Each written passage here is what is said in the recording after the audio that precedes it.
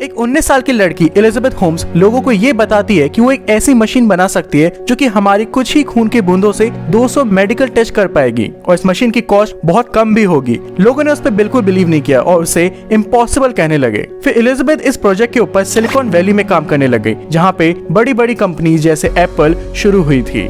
Elizabeth अपनी पूरी determination और हार्डवर्क के थ्रू आखिरकार अपना वो मशीन बना ही लेती है। लोग काफी शॉक हो जाते हैं और उसे इस इन्वेंशन के लिए काफी अप्रिशिएट भी करते हैं। एलिजाबेथ फिर इन्वेस्टर्स के पास जाती है और उन्हें ये कहती है कि मेरे एक अंकल थे, उनके ब्लड में कोई प्रॉब्लम थी, लेकिन वो प्रॉब्लम ब्लड टेस्ट में नहीं पता चल सकी, जिसके वजह से उनकी मौत हो गई। तो इसी प्रॉब्लम जो नॉर्मल ब्लड टेस्ट मशीन्स नहीं पता कर पाते, मैंने इसी का सॉल्यूशन निकाल लिया। मैंने एक ऐसा डिवाइस बनाया जो कि आपकी उंगलियों का कुछ ही ब्लड लेंगे और आपको कुछ ही मिनटों में उसका रिजल्ट बता देंगे। इन्वेस्टर्स एलिजाबेथ होम्स का ये आइडिया सुन के काफी इंप्रेस हो जाते हैं और वो इनके कंपनी में 5000 करोड़ रुपए इन्वेस्ट करने के लिए रेडी हो जाते हैं। और ऐसे ही और इन्वेस्टर्स की हेल्प से एलिजाबेथ की कंपनी का वैल्यूएशन $9 बिलियन हो जाता है। सब कुछ सही चल रहा होता है और इन्वेस्टर्स इन्वेस्ट कर रहे होते हैं, लेकिन तभी उन्हें पता चलता है कि उनके साथ फ्रॉड हो गया। उन्होंने जो भी इन्वेस्टमेंट की थी वो सब डूब गई। 60,000 करोड़ रुपए की कंपनी कुछ ही देर में वर्थलेस हो जाती है। तो 2015 में ऐसा क्या हुआ जिससे highest growing startup biggest losing company बन जाती है?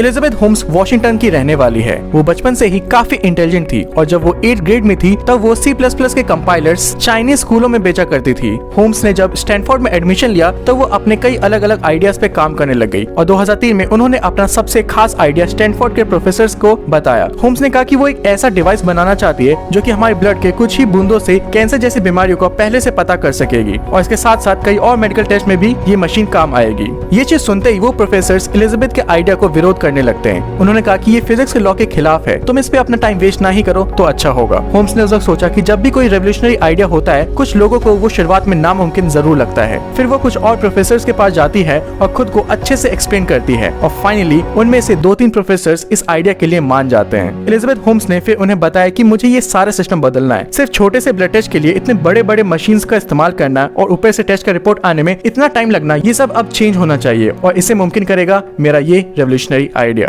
फिर कुछ और लोगों और प्रोफेसर्स के साथ एलिजाबेथ ने अपनी एक कंपनी स्टार्ट की। इसका नाम उन्होंने रखा रियल टाइम क्योर्स, जो कि बाद में थेरानोस रख दिया गया। ये नाम 2 वर्ड से बना है जो है थेरेपी और डायग्नोसिस। उन्होंने फिर अपनी कंपनी में दिन रात मेहनत करके वो स्पेशल डिवाइस बना ही लिया। एलिजाबेथ ने अपने डिवाइस का नाम एडिशन रखा और उन्होंने कहा जैसे थॉमस एडिशन इन्वेंशन करते समय कई बार फेल हुए थे, वैसे ही हम लोग ये डिवाइस बनाते टाइम असफल हुए थे और कड़ी मेहनत के बाद जब ये डिवाइस फाइनली बन गया तो हम इसे थॉमस एडिशन सर को डिवोट करना चाहते हैं। एडिशन मेडिकल डिवाइस फाइनली बन जाने पे पूरी मीडिया मानो पागल हो गई। एक स्टैनफोर्ड से ड्रॉप आउट लड़की ने वो कर दिखाया जो बड़े बड़े साइंटिस्ट नहीं कर पाए। एलिजाबेथ का ये डिवाइस कैंसर और हाई कोलेस्ट्रॉल जैसी बीमारियों का पहले से डिटेक्ट कर पाएगी और बड़े बड़े मेडिकल टेस्ट लोगों को जल्द ही और कम प्राइसेस में मिल जाएंगे। ये मानो तो एक बहुत बड़ी प्रॉब्लम का सॉल्यूशन था जो कि होम्स ने निकाल लिया। एलिजाबेथ के पास एक स्ट्रॉन्ग विजन था ब्लड टेस्ट के प्रोसेस को सिंपल और इजी करने का और यही विजन और डिटर्मिनेशन देख के इन्वेस्टर्स उनकी कंपनी में इन्वेस्ट करने के लिए तैयार हो जाते हैं। एलिजाबेथ के पास बहुत अच्छी कन्विंसिंग पावर थी जो वो सामने वाले की आंखों में बिना पल के झिपकाए अपनी बातें कह जाती थी, जिससे लोगों को लगता था कि होम्स एक कॉन्फिडेंट और फोकस्ड वुमन है। थेरानोस ने अपना डिवाइस पूरी दुनिया में लाके इन्वेस्टर से $700 मिलियन रेज कर लिए और जब वो इन्वेस्टर से पैसे लेती तो सिर्फ एक कंडीशन रखती कि एडिशन मशीन की टेक्नोलॉजी होम्स खुद और थेरानोस रिवील नहीं करेगी। और ये सही बात है, अगर वो ये चीज बताई देगी तो उनके कॉम्पिटिटर्स उनकी नकल करके खुद का अलग डिवाइस बना लेंगे। इन्वेस्टर्स ने इसे ट्रेड सीक्रेट मान के होम्स के साथ डील रख ली। थेरानोस के बोर्ड पे स्टैनफोर्ड के प्रोफेसर्स और यूएस के सेक्रेटरीज थे, जिससे उनकी कंपनी का प्रोफाइल बहुत स्ट्रॉन्ग लगता था और यही चीज इन्वेस्टर्स को काफी अट्रैक्ट करती थी। एलिजाबेथ फिर गई स्टेट गवर्नमेंट के पास और उन्होंने वहाँ कहा कि अगर वो पेशेंट को डॉक्टर के प्रिस्क्रिप्शन के बिना ही अलग अलग टेस्ट करने के लिए अलाउ कर दे तो इससे पेशेंट का काफी टाइम भी बचेगा और अलग अलग बीमारियां पता करने के चांसेस भी बढ़ जाएंगे। ये बेसिकली ये था कि एलिजाबेथ होम्स चाहती थी कि डॉक्टर इंटरफेयर ना करे कि वो कौन सा टेस्ट कर रही है। तो गवर्नमेंट इससे काफी इन्फ्लुएंस हो जाती है और उन्हें डॉक्टर के अप्रूवल के बिना ही लोगों का टेस्ट ऑर्डर करने के लिए मंजूरी दे देती है। एलिजाबेथ की कंपनी हर जगह छा रहा था। फॉर्च्यून मैगजीन ने तो उन्हें अपने कवर पेज पे भी ले आए। होम्स उस दौरान वर्ल्ड की यंगेस्ट सेल्फ मेड बिलियनर बन गई और उनका नेटवर्थ $2 बिलियन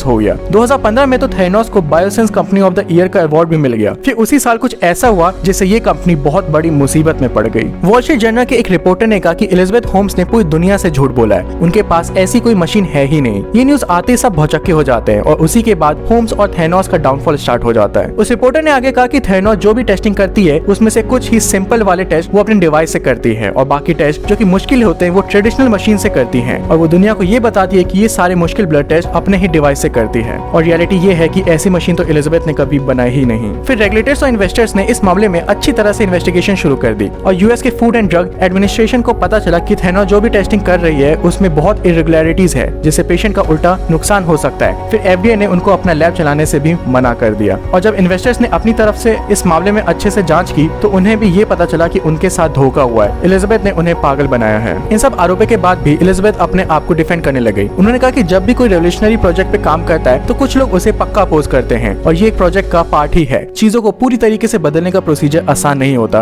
और आखिर में वो प्लान सक्सेसफुल एग्जीक्यूट हो ही जाता है। तो बस थोड़ा पेशेंस रखो, तुम्हारे साथ कोई धोखा नहीं हुआ है। लेकिन जब यूएस के एसएससी को ये बात पता चली कि किसी कंपनी के इन्वेस्टर्स के साथ गलत हुआ है तो उन्होंने होम्स के ऊपर फ्रॉड का केस डाल दिया, जिसके बाद एलिजाबेथ के पास कुछ कहने को नहीं रहा। लेकिन पता है ये सारी बात थेनोस के एम्प्लॉयज को पता थी कि यार ये सारे प्लान्स एग्जीक्यूट नहीं हो रहे हैं। और जब वो मैनेजमेंट टीम को ये बताते थे कि कुछ भी वर्क नहीं हो रहा तो वो कहते थे कि अपने काम से काम रखो ना, जितना बोला है वो करो। थेनोस कंपनी बाहर से बहुत ग्लैमरस थी लेकिन अंदर सबको पता था कि जो वो कर रहे हैं वो सब गलत है। एलिजाबेथ सबसे और इन्वेस्टर से बस झूठ पे झूठ बोलती जा रही है। फिर यूएस के सिक्योरिटी एंड एक्सचेंज कमीशन ने एलिजाबेथ होम्स और उनके कंपनी के सीईओ रमेश बलवानी पे फ्रॉड के चार्जेस लगा दिए। अब आपके दिमाग में ये जरूर आ रहा होगा कि अगर वो प्रोडक्ट रेडी ही नहीं था, वो प्रोडक्ट एक्चुअली में था ही नहीं, तो एलिजाबेथ ने इन्वेस्टर से इतने सारे पैसे कैसे रेज किए। सबसे पहले तो होम्स ने ऐसे इन्वेस्टर्स को फंडिंग के लिए अप्रोच किया जिन्हें मेडिकल वर्ल्ड का बहुत ही कम नॉलेज था, जैसे सॉफ्टवेयर कंपनी ओरेकल के फाउंडर और वॉलमार्ट फैमिली। तो इन लोगों को मेडिकल फील्ड की ज्यादा जानकारी नहीं थी। इन्होंने बस एलिजाबेथ के विजन और उन पर ट्रस्ट करके उनकी कंपनी में इन्वेस्ट कर दिया। एलिजाबेथ होम्स की कंपनी की प्रोफाइल बहुत स्ट्रॉन्ग थी और इन्होंने फंडिंग भी बहुत बड़े बड़े लोगों से उठाई थी, जिसके चलते ये देख के बाकी इन्वेस्टर्स भी ब्लाइंडली ट्रस्ट करने लग गए। दूसरी चीज ये थी कि होम्स बहुत कॉन्फिडेंट वुमन थी। वो लोगों को इतनी कॉन्फिडेंटली अपने प्लानिंग के बारे में बताती थी कि जब उनका फ्रॉड केस बाहर आया तो लोग एक्सेप्ट ही नहीं कर पा रहे थे कि एलिजाबेथ ने हजारों लोगों को बेवकूफ बनाया। तीसरा रीजन था ट्रेड सीक्रेट। एलिजाबेथ ने अपने ट्रेड सीक्रेट का बहाना मार के इन्वेस्टर्स और बाकी लोगों को अपने मेन प्रोडक्ट की टेक्नोलॉजी से दूर रखा और ये रीजन भी बहुत जेन्युइन था कि कॉम्पिटिटर्स उनकी टेक्नोलॉजी को कॉपी कर लेंगे, तो इन्वेस्टर्स भी क्रॉस क्वेश्चन नहीं कर पाए। एलिजाबेथ होम्स लोगों को अपना डिवाइस तो दिखाती थी लेकिन उसकी फंक्शनैलिटी के बारे में ट्रेड सीक्रेट बोल के बात को टाल देती थी। सिलिकॉन की ज्यादातर कंपनी दुनिया बदलने का वादा करती है और उनमें से कुछ पूरा भी करती है, इसलिए जब एलिजाबेथ भी सेम विजन लेके आई तो इन्वेस्टर्स और लोगों को ज्यादा देर नहीं लगी उन पे भरोसा करने के लिए। लेकिन किसको पता था कि एलिजाबेथ होम्स का विजन, उनकी कंपनी और उनका प्रोडक्ट सब फेक है। होम्स एक बहुत कोल्ड माइंडेड स्कैमस्टर थी जिन्होंने टेक्नोलॉजी रेवोल्यूशन के नाम पे बहुत बड़ा फ्रॉड किया, जिसके चलते इन्वेस्टर्स का $700 मिलियन की इन्वेस्टमेंट बर्बाद हो गई और थेनोस कंपनी की वैल्यूएशन $9 बिलियन से जीरो हो गई। अब इस पूरे मामले को देखें तो हमें ये पता चलता है कि एलिजाबेथ होम्स पहले से एक झूठा विजन लेके आई थी या फिर वो अपने विजन को लेके ओवर ऑप्टिमिस्ट थी। जब लोग उनके आइडिया को इम्पॉसिबल कहते थे तो होम्स में एक अजीब से एटीट्यूड आ गया,